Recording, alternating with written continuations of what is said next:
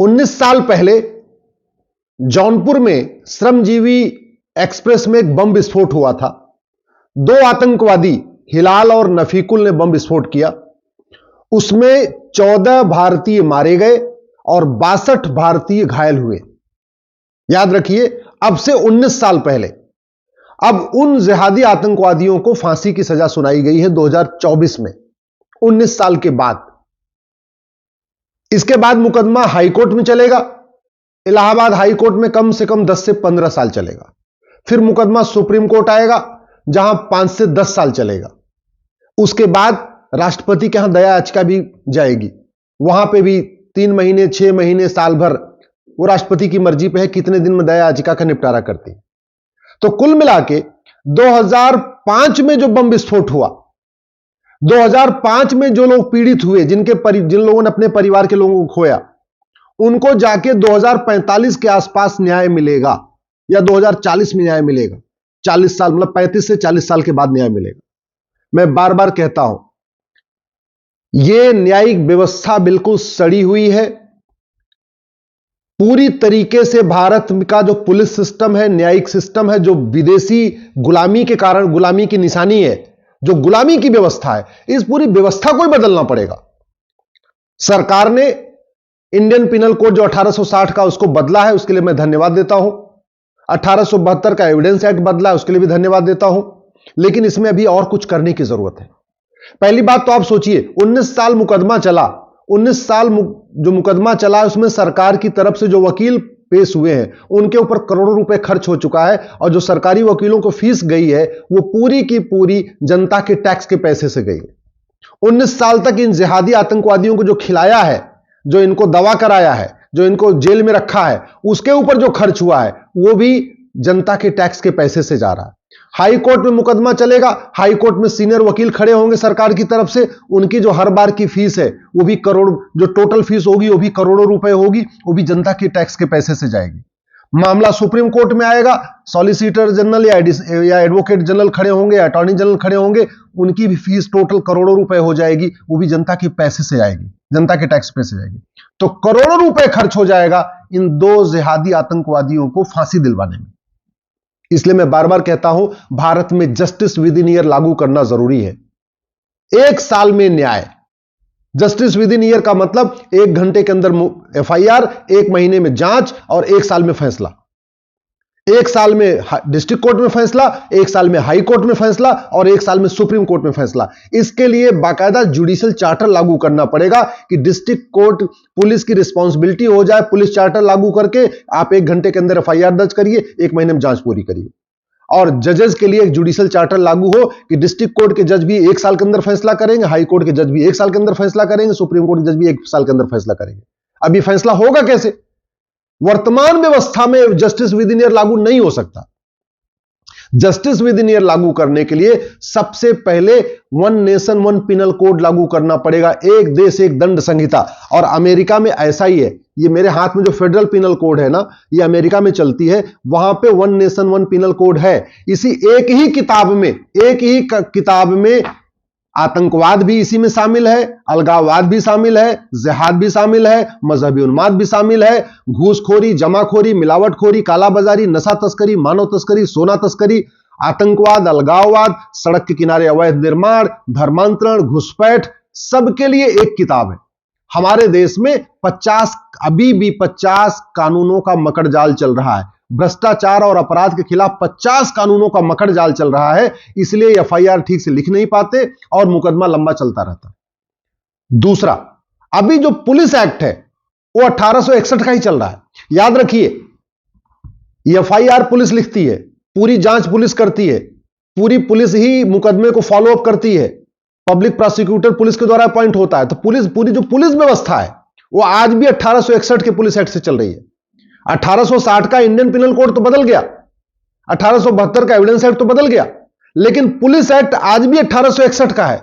बिना 1861 के police act के बदले हुए भारत में जस्टिस विद इन ईयर नहीं हो सकता। इसलिए मैं माननीय प्रधानमंत्री से निवेदन करता हूं, गृह मंत्री से निवेदन करता हूं कि जैसे आपने 1860 का इंडियन पिनल कोड बदल दिया, 1872 का एविडेंस एक्ट बदल दिया, उसी तरीके से 1861 का पुलिस एक्ट भी बदलिए, भारत में one nation one police code लागू करिए और एक पुलिस चार्टर लागू करिए।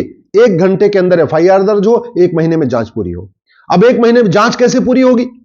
1 महीने में जांच तब पूरी होगी जब नार्को पॉलीग्राफ ब्रेन मैपिंग कानून बनेगा। आप नार्को पॉलीग्राफ ब्रेन मैपिंग कानून बना दीजिए, 4 साल 5 साल 6 साल जांच करना ही नहीं पड़ेगा। 2 दिन 3 दिन के अंदर पूरी सच्चाई वो उगल देगा अपराधी, और बहुत कोई खर्चा नहीं है। एक narco test, polygraph test, brain mapping test बनाने के लिए 1 करोड़ रुपए खर्च आता है। भारत में 750 जिले हैं, यानी 750 करोड़ रुपए में हर जिले में narco test, polygraph test, brain mapping test के लिए एक लैब बन जाएगी। और जब लैब बन गई, जैसे कोई आतंकवादी पकड़ा जाए, कोई जिहादी पकड़ा जाए, कोई मिशनरी पकड़ा जाए, कोई घुसपैठिया पकड़ा जाए, कोई धर्मांतरण कराने वाला पकड़ा जाए, कोई रोहिंग्या पकड़ा जाए, कोई बांग्लादेशी पकड़ा जाए, सीधे उसका नार्को पॉलीग्राफ ब्रेन मैपिंग कर लीजिए। 1 दिन 2 दिन 3 दिन के अंदर वो बता देगा कि सच्चाई क्या है और झूठ क्या है, कितने लोग उस नेटवर्क में शामिल हैं, कितने लोग उस सिंडिकेट में शामिल हैं। जैसे अभी इन 2 आतंकवादियों को तो फांसी हो गई, लेकिन इन 2 आतंकवादियों को, जो बांग्लादेशी थे, इनको भारत में लाया कौन, इनका आधार कौन बनाया, इनका राशन कार्ड कौन बनाया, इनका वोटर आईडी कौन बनाया, इनका बर्थ सर्टिफिकेट कौन बनाया, उनको सजा नहीं हुई। इन आतंकवादियों को भारत में किसने किसने मदद किया, उनको सजा नहीं हुई। ये आतंकवादी सच तो बोलेंगे नहीं, जिहादी तो एकदम कसम खा के आते हैं ना, सच तो बताएंगे नहीं कि किसने किसने इनको मदद किया, किसने पैसे से मदद किया, किसने इनको हथियार उपलब्ध कराया, किसने क्या किया। तो इन आतंकवादियों को सजा हो गई, लेकिन इन आतंकवादियों के मददगारों को सजा नहीं हुई। नार्को पॉलीग्राफ ब्रेन मैपिंग होता, इनका टेस्ट किया जाता, तो ये अपने मददगारों के बारे में बता देते, उनको भी सजा होती। और भारत में अगर जस्टिस विद इन ईयर लागू करना है तो आपको एक जुडिशियल चार्टर भी लागू करना पड़ेगा। ऐसे नहीं, अनलिमिटेड एडजमेंट नहीं चलेगा, तारीख पे तारीख सिस्टम नहीं। हर अपराध के लिए स्पेसिफिक डेट होनी चाहिए कि चोरी लूट झपट मारी है, आपको 5 डेट या 6 डेट में मुकदमे का फैसला करना है। अपहरण है, फिरौती है, एक्सटॉर्शन है, साइबर क्राइम है, इस तरीके का क्राइम है, आपको 8 डेट या 10 डेट में मुकदमा खत्म करना पड़ेगा। रेप है, मर्डर है, आतंकवाद है, अलगाववाद है, माओवाद है, नक्सलवाद है, आपको 15 डेट के अंदर मुकदमा खत्म करना पड़ेगा, लेकिन करना पड़ेगा साल भर के अंदर। ये जज के ऊपर, जज के लिए ड्यूटी दे दिया जाए कि आप 15-15 दिन में तारीख दीजिए, 1-1 हफ्ते में तारीख दीजिए, या 20 दिन में तारीख दीजिए, या 1 महीने में तारीख दीजिए। मुकदमे का फैसला आपको 1 साल के अंदर करना पड़ेगा। और narco polygraph brain mapping lab बनते ही पुलिस भी जांच 1 महीने के अंदर पूरी कर देगी। तब जाके डिस्ट्रिक्ट कोर्ट में 1 साल में फैसला हो जाएगा, हाई कोर्ट में 1 साल में फैसला हो जाएगा, सुप्रीम कोर्ट में 1 साल फैसला हो जाएगा। और इन आतंकवादियों को डिफेंड करने में, इन आतंकवादियों को सजा दिलवाने में जो करोड़ों रुपए सरकारी वकीलों के ऊपर खर्च हो जाते हैं, वो जनता का पैसा है। सरकार का कोई पैसा नहीं होता। सरकार जितने भी पैसे खर्च करती, सब जनता का पैसा है, सब टैक्स पेयर का पैसा है। जो हम और आप टैक्स देते हैं, कोई इनकम टैक्स देता है, कोई टीडीएस देता है, कोई जीएसटी देता है, कोई वैट देता है, जो रोड टैक्स देते हैं, जो टोल टैक्स देते हैं, इन्हीं टैक्स के पैसे ही पूरी सब व्यवस्था चलती है। तो ये जो करोड़ों रुपए डिस्ट्रिक्ट कोर्ट में खर्च हो जाते हैं, जो सैकड़ों डेट पड़ती है, फिर हाई कोर्ट में करोड़ रुपए खर्च हो जाते हैं फांसी दिलवाने में, सुप्रीम कोर्ट में खर्च हो जाते हैं करोड़ रुपए फांसी दिलवाने में, ये पैसा भी बचेगा। जस्टिस विद इन ईयर होगा तो आतंकवाद भी खत्म होगा, अलगाववाद भी खत्म होगा, सबसे बड़ी बात पैसा बचेगा। जस्टिस विद इन ईयर होगा, कठोर दंड होगा, साल भर के अंदर मुकदमों का फैसला होगा, तो आतंकवाद, अलगाववाद ही नहीं, माओवाद भी खत्म होगा, नक्सलवाद भी खत्म होगा, जिहाद भी खत्म होगा, मजहबी उन्माद भी खत्म होगा। अगर झूठ बोलने को गंभीर अपराध घोषित कर दिया हमने, एक कानून और बनाना पड़ेगा कि झूठ बोलना गंभीर अपराध है। अभी भारत में झूठ बोलना पाप तो है, लेकिन झूठ बोलना गंभीर अपराध नहीं है। इसलिए लोग झूठी गवाही भी देते हैं, झूठी शिकायत भी करते हैं, झूठे मुकदमे भी लिखवाते हैं।